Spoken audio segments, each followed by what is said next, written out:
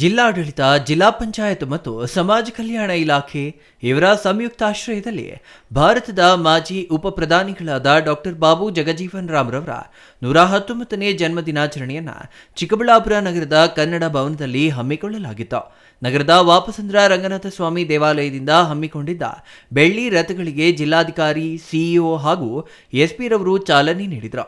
ಇನ್ನು ರಂಗನಾಥ ಸ್ವಾಮಿ ದೇವಾಲಯದ ಮುಂಭಾಗದಿಂದ ಅದ್ದೂರಿಯಾಗಿ ಬೆಳ್ಳಿ ರಥಗಳ ಮೆರವಣಿಗೆ ಪ್ರಾರಂಭವಾಗಿ ನಗರದ ಬಿಬಿ ರಸ್ತೆಯ ಮೂಲಕ ಕನ್ನಡ ಭವನಕ್ಕೆ ಕೊನೆಗೊಂಡಿತು. ನಂತರ ವೇದಿಕೆ ಕಾರ್ಯಕ್ರಮವನ್ನು ಜ್ಯೋತಿ ಬೆಳಗಿಸುವ ಮೂಲಕ ಚಾಲನೆ ನೀಡಲಾಯಿತು.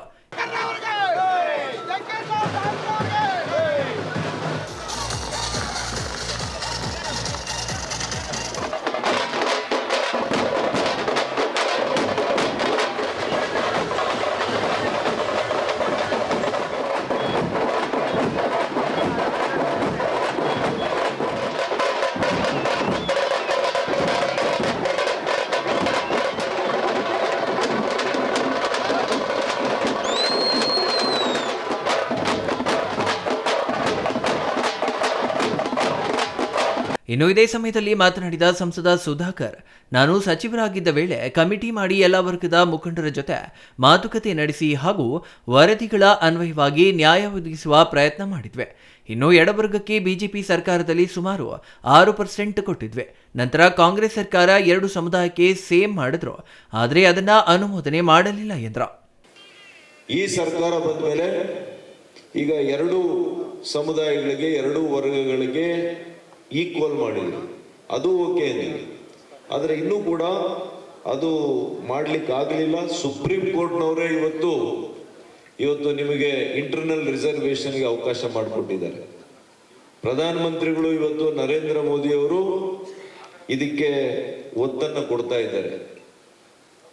ಇವತ್ತು ಎಡವರ್ಗಗಳಿಗೆ ಖಂಡಿತವಾಗಿಯೂ ಕೂಡ ಅನ್ಯಾಯ ಆಗಿದೆ. ಅನೇಕರು ಇವರಿಗೆ ಅರ್ಹತೆ ಇದ್ರೂ ಕೂಡ ಇವರ ಅರಿವಿನ ಕೊರತೆಯಿಂದ, ಶಿಕ್ಷಣದ ಕೊರತೆಯಿಂದ ಇವರಿಗೆ ಸಿಕ್ಕಬೇಕಾಗಿರುವಷ್ಟು ಹಕ್ಕು, ಇವರಿಗೆ ಸಿಕ್ಕಬೇಕಾಗಿರುವಂತಹ ಪ್ರಾತಿನಿಧ್ಯ ಯಾವುದರಲ್ಲಿ ಶಿಕ್ಷಣದಲ್ಲಾಗಲಿ ಉದ್ಯೋಗದಲ್ಲಾಗಲಿ ಸಿಕ್ಕಲಿಲ್ಲ. ಇದು ಯಾರು ಕೂಡ ನಾನು ಹೇಳ್ತಾ ಇರೋದು ಸರಿ ಇಲ್ಲ ಅಂತ ಹೇಳಲಿಕ್ಕೆ ಸಾಧ್ಯ ಇಲ್ಲ. ಯಾಕೆಂದ್ರೆ ಮಾಹಿತಿಯೇ ಹೇಳುತ್ತೆ, ಅಂಕೆ ಸಂಖ್ಯೆ ಹೇಳುತ್ತೆ. ಆದರೆ ನಿಮ್ಮಲ್ಲಿ ಹೋರಾಟದ ಸ್ವಭಾವ ಇನ್ನೂ ಕೂಡ ಸಾಕಾಗಲಿಲ್ಲ. ನಾನು ಕೂಡ 15 ವರ್ಷದಿಂದ ನಿಮ್ಮ ಜೊತೆಯಲ್ಲಿ ನಿಂತು ಹೋರಾಟಕ್ಕೆ ನಿಮ್ಮ ಜೊತೆಲಿದ್ದೇನೆ.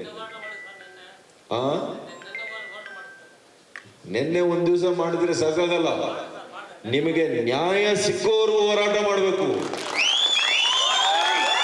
ಅಲ್ವಾ? ನಿಮಗೆ ನ್ಯಾಯ ಸಿಕ್ಕೋವರೆಗೂ ಕೂಡ ಹೋರಾಟ ಮಾಡಬೇಕು. ನಾನು ಯಾವಾಗಲೂ ನಿಮ್ಮ ಜೊತೆಯಲ್ಲಿ ಇರ್ತೇನೆ. ಇದೇ ವೇಳೆ ಜಿಲ್ಲಾಧಿಕಾರಿಗಳಾದ ಜಿ ಪ್ರಭು ಕಾರ್ಯಕ್ರಮವನ್ನು ಉದ್ದೇಶಿಸಿ ಮಾತನಾಡಿದರು. ಇನ್ನು ಬೆಳ್ಳಿ ರಥಗಳ ಮೆರವಣಿಗೆ ಸಂದರ್ಭದಲ್ಲಿ ತಮಟೆ ಸದ್ದಿಗೆ ಮಹಿಳೆಯರು, ಯುವತಿಯರು ಸೇರಿ ಮಸ್ತ್ ಸ್ಟೆಪ್ ಹಾಕಿದ್ರು.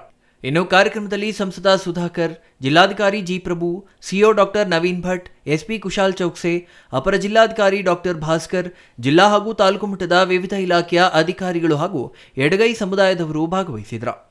ತವಡನಹಳ್ಳಿ ರಮೇಶ್, ಸಿಟಿವಿ ನ್ಯೂಸ್, ಚಿಕ್ಕಬಳ್ಳಾಪುರ.